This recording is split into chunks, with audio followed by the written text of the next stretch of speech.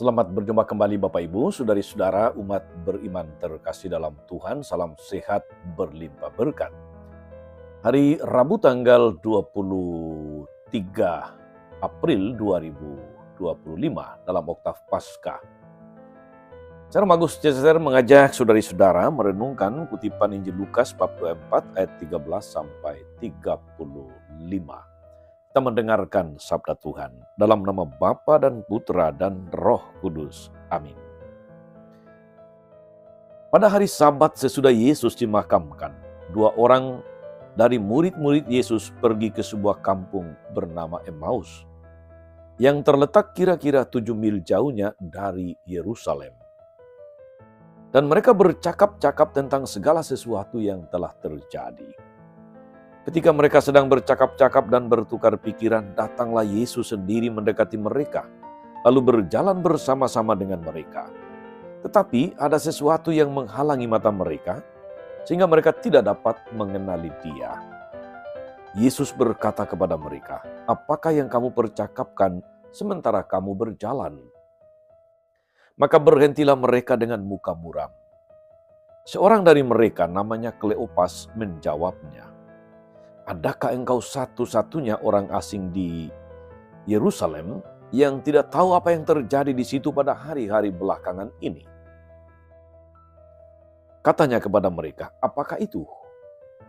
Jawab mereka, "Apa yang terjadi dengan Yesus orang Nazaret? Dia adalah seorang nabi yang berkuasa dalam pekerjaan dan perkataan di hadapan Allah dan di depan seluruh bangsa kami.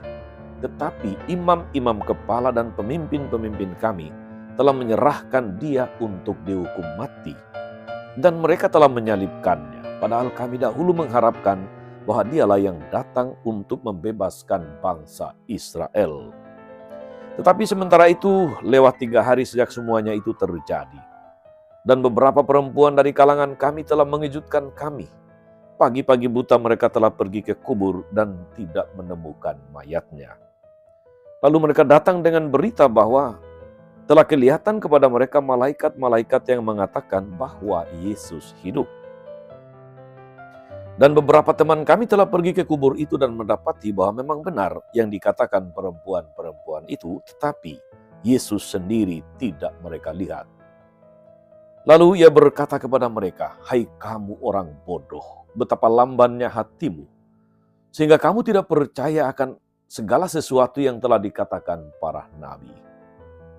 Bukankah Mesias harus menderita semuanya itu untuk masuk ke dalam kemuliaannya?" Lalu Ia menjelaskan kepada mereka apa yang tertulis tentang Dia dalam seluruh kitab suci, mulai dari kitab-kitab Musa dan segala kitab nabi-nabi. Sementara itu mereka mendekati kampung yang mereka tuju. Ia berbuat seolah-olah hendak meneruskan perjalanannya. Tetapi mereka mendesaknya dengan sangat, "Tinggallah bersama-sama dengan kami, sebab hari telah menjelang malam dan matahari hampir terbenam." Lalu masuklah Ia untuk tinggal bersama-sama dengan mereka. Waktu duduk makan dengan mereka, Ia mengambil roti, mengucap berkat, lalu memecah-mecahkan roti itu dan memberikannya kepada mereka. Ketika itu terbukalah mata mereka dan mereka pun mengenali Dia, tetapi Yesus lenyap dari tengah-tengah mereka. Kata mereka seorang kepada yang lain, "Bukankah hati kita berkobar-kobar ketika Ia berbicara dengan kita di tengah jalan dan ketika Ia menerangkan kitab suci kepada kita?"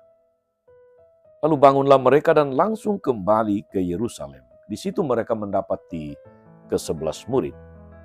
Mereka sedang berkumpul bersama-sama teman-teman mereka. Kata mereka kepada kedua murid itu, "Sungguh, Tuhan telah bangkit dan telah menampakkan diri kepada Simon." Lalu kedua orang itu pun menceritakan apa yang terjadi di tengah jalan dan bagaimana mereka mengenali Yesus pada waktu Ia memecah-mecahkan roti. Demikianlah sabda Tuhan. Bapak, Ibu, saudari-saudara umat beriman terkasih dalam Tuhan kita Yesus Kristus. Pengalaman berjumpa dengan Yesus yang bangkit dialami oleh para murid. Awalnya oleh Petrus, Yohanes, Maria Magdalena, Tapi kemudian juga dialami oleh dua murid yang berjalan ke Emmaus, yaitu Kleopas dan Lukas. Dalam perjalanan memberi kita sebuah pelajaran hidup. Bahwasanya saudari-saudara, pengalaman luka, pengalaman air mata, pengalaman duka, pengalaman kehilangan yang sangat, itu menimbulkan berbagai macam perasaan negatif, seperti rasa kecewa, rasa marah, dan lain-lain. Secara manusiawi memang tidak mudah menerima seorang yang kita elu-elukan, seorang yang kita harapkan, justru mati dengan cara yang mengenaskan. Ada kekecewaan dan kegalauan yang sangat dalam di hati. Ada pergumulan berat di sana.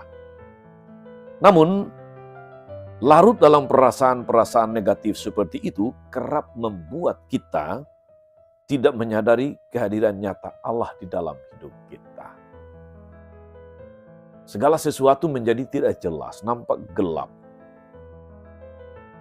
Kita tersandra oleh perasaan galau, oleh pergumulan, dan tidak mau membuka hati untuk menyambut hari esok atau masa depan yang cerah.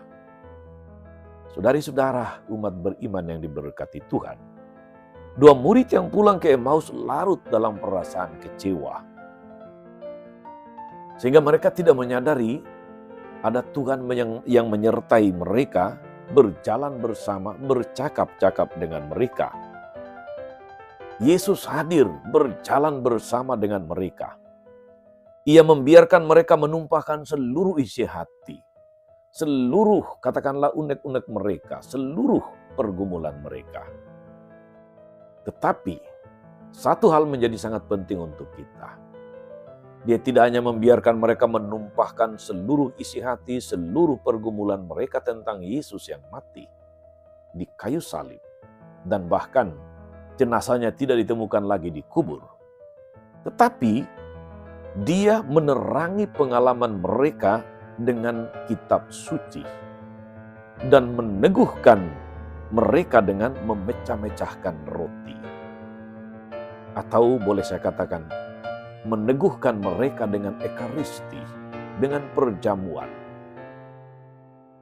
Pada saat itulah saudara-saudari, mereka kemudian sadar bahwa Yesuslah yang menyertai mereka dalam perjalanan, bahwa mata mereka menjadi terbuka untuk mengenali Dia justru ketika Dia memecah-mecahkan roti, mengucap berkat, lalu membagi-bagikannya. Itulah ekaristi. Maka saudari-saudara umat beriman terkasih dalam Tuhan, kita pun yang seringkali tidak pernah lepas dari pengalaman kecewa, pengalaman galau, pengalaman penuh dengan pergumulan atas masalah-masalah yang terjadi, pun ikut diteguhkan oleh Injil hari ini. Bahwa seringkali terjadi saudara-saudari, ketika kita mengalami perasaan-perasaan negatif oleh karena masalah, oleh karena pergumulan, oleh karena perselisihan, oleh karena harapan yang tidak kesampaian, atau oleh macam-macam situasi yang membuat kita kemudian mungkin marah, mungkin kecewa, mungkin emosi. Mungkin juga memilih untuk menyerah. Kita diteguhkan bahwa ada Yesus yang senantiasa berjalan bersama dengan kita. Dan secara nyata saudari-saudara, Yesus kita jumpai, kita kenal ketika kita memecah-mecahkan roti, ketika kita ambil bagian di dalam perjamuan ekaristi. Yesus secara nyata hadir di dalam ekaristi, meneguhkan seluruh hidup kita. Maka saudari-saudara, betapa berbahagia, betapa beruntungnya kita memiliki ekaristi yang kita rayakan tiap-tiap hari atau tiap-tiap minggu. Sebab di sanalah saudara-saudari kita berjumpa dengan Dia. Kita diteguhkan oleh sabdanya. Sehingga seluruh pengalaman pengalaman kita hari-hari, entah suka dan duka, untung malang, entah perasaan happy atau justru ketika penuh dengan perasaan negatif, pergumulan dan sebagainya, kita mendapatkan terang. Kita diteguhkan di dalam Ekaristi. Moga-moga saudari-saudara umat beriman terkasih dalam Tuhan, kita senantiasa menyadari Tuhan yang tidak henti-hentinya membuka hati kita untuk mengalami kasih-Nya, untuk mengalami kehadiran-Nya. Di dalam Ekaristi kita mengalaminya sehingga saat ini, mulai saat ini, dan terus selama-lamanya. Moga-moga saudari-saudara, Anda yang sedang mengalami barangkali pergumulan-pergumulan, entah ringan ataupun berat, entah sakit yang berkepanjangan, doa sudah tak henti-hentinya disampaikan kepada Tuhan untuk macam-macam situasi. Jangan pernah kehilangan iman. Jangan pernah kehilangan harapan, sebab Yesus yang telah menderita, mati, dan bangkit untuk kita, setia menyertai kita dalam setiap langkah hidup. Para murid Emmaus tidak dibiarkan begitu saja oleh Tuhan. Dia meneguhkan mereka dengan sabda dan Ekaristi atau perjamuan. Demikianlah kita saudari-saudara. Moga-moga setiap kali kita merayakan Ekaristi, kita sadar Tuhan sedang berjalan bersama kita. Tuhan sedang meneguhkan pengalaman-pengalaman yang kita jumpai, yang kita alami dalam hidup ini. Moga-moga hati kita juga senantiasa berkobar-kobar dan penuh sukacita mewartakan Dia yang senantiasa tidak meninggalkan kita.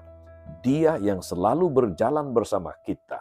Dia yang meneguhkan kita di dalam Ekaristi Kudus. Bagaimana Dia perintahkan, lakukanlah ini sebagai kenangan akan daku. Tuhan Yesus memberkati kita dalam setiap situasi dan kondisi hidup kita. Amin. Tuhan Yesus Kristus, kami bersyukur karena Engkau tidak pernah meninggalkan kami berjalan sendirian. Lebih-lebih dalam situasi-situasi dipenuhi oleh perasaan-perasaan negatif, permasalahan-permasalahan, pergumulan-pergumulan, Engkau senantiasa berjalan bersama kami. Semoga kami pun mampu berjalan bersama orang lain yang sedang mengalami kekecewaan dan membawa mereka untuk memecah-mecahkan roti bersamamu.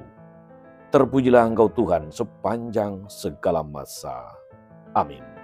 Saudari-saudara sekalian, berkat Allah turun atas saudari-saudara, atas mereka yang kita doakan atau kita janjikan doa, mereka yang sakit dan menderita, segala rencana, karya dan pelayanan hari ini, Bapa dan Putra dan Roh Kudus.